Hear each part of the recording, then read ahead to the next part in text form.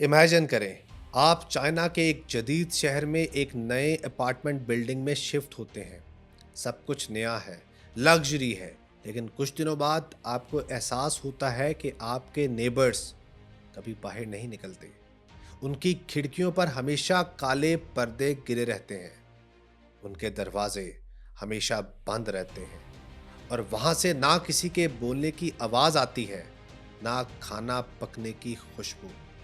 आपको लगता है कि शायद वो घर खाली है, मगर सच तो ये है कि वो घर खाली नहीं है। वहाँ लोग रहते हैं, मगर वो जिंदा नहीं है। Welcome to the world of bone ash apartments, China का वो अजीबो गरीब सच जो अब एक कानूनी जंग में बदल चुका है। चाइना में एक पुरानी कहावत है कि इंसान को मरने के बाद सुकून मिलता है, मगर आज के चाइना में मौत सुकून नहीं, बल्कि एक भारी फाइनेंशियल बोझ बन चुकी है।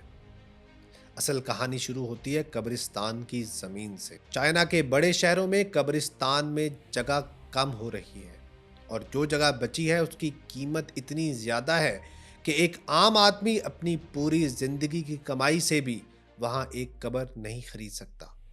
बीजिंग के कब्रिस्तानों में एक छोटी सी कब्र की कीमत तकरीबन 10,000 युआन यानी 4.5 लाख पीकेआर से शुरू होती है और 3 लाख युआन तकरीबन 1.2 करोड़ पीकेआर तक जाती है।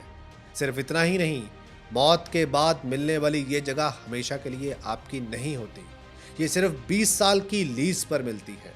हर 20 साल बाद आपके घर वालों को फिर से भारी फीस देना होगी, वरना आपकी बाकियात वहां से हटा दी जाएगी। एक रिपोर्ट के मुताबिक चाइना में एक खानदान को अपने प्यारे का जनाजा पढ़ाने के लिए अपनी 6 महीने की तनख्वाह खर्च करना पड़ती है। जब कब्रिस्तान महल से ज्यादा महंगे हो जाएं, तो लोगों ने एक अनोखा रास्ता निकाला। पिछले कुछ सालों में चाइना में प्रॉपर्टी की कीमतों में 40% तक की कमी आई है। लोगों ने देखा कि कब्रिस्तान में 2 फुट की जगह लीज पर लेने से सस्ता यह है कि शहर के बाहर किसी सस्ती बिल्डिंग में एक पूरा अपार्टमेंट खरीद लिया जाए। लोग इन अपार्टमेंट्स को खरीदते हैं, उन्हें मेमोरियल हॉल्स में बदलते हैं और अपने प्यारों की राख वहां रख देते हैं। इन्हें ही बोनैश अपार्टमेंट्स कहा जाता है, जहां ना कोई लीज रिन्यू करवाने का डर है, ना मौत के बाद बेघर होने का खौफ। ये उनका अपना घर है, हमेशा हमेशा के लिए। लेकिन ये बात उन लोगों को हजम नहीं हो रही जो उन्हीं बिल्डिंग्स में रह रहे हैं। सोचिए, आपके बराबर वाले फ्लैट में कोई इंसान नहीं, बल्कि दर्जनों लोगों की रखी हुई अस्थियां हों।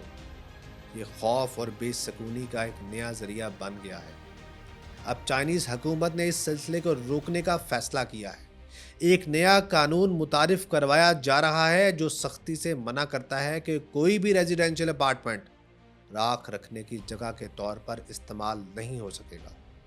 हुकूमत का कहना है कि बाकियात को सिर्फ कानूनी तौर पर मुख्तस कब्रिस्तानों में ही रखा जा सकता है। लेकिन सवाल ये है कि निशानदही कैसे होगी?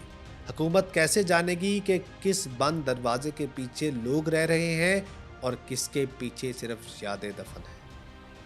ये कानून एक ऐसे वक्त में आया है जब चाइना में किंग मिंग फेस्टिवल यानी टॉम स्वीपिंग डे आने वाला है। ये वो दिन है जब पूरा चाइना अपने मरे हुओं की कब्रों की सफाई करता है और उन्हें नजराना पेश करता है। इस नए कानून ने सोशल मीडिया पर एक नया तूफान खड़ा कर दिया है।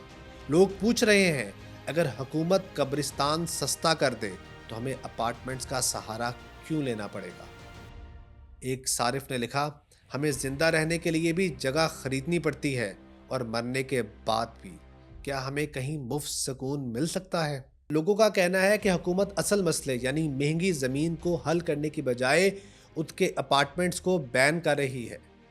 हुकूमत ने अवामी गुस्से को देखते हुए अब फ्यूनरल इंडस्ट्री के लिए भी नए रूल्स बनाए हैं। हुकूमत ने वादा किया है कि वो फ्यूनरल बिजनेस में होने वाली धोखाबाजी और महंगी कीमतों को कंट्रोल करेगी ताकि आम आदमी पर बोझ कम हो सके।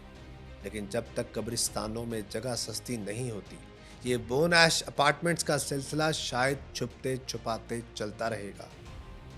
मौत जिंदगी का सबसे बड़ा सच है, मगर चाइना में ये सबसे बड़ा खर्च बन चुकी है।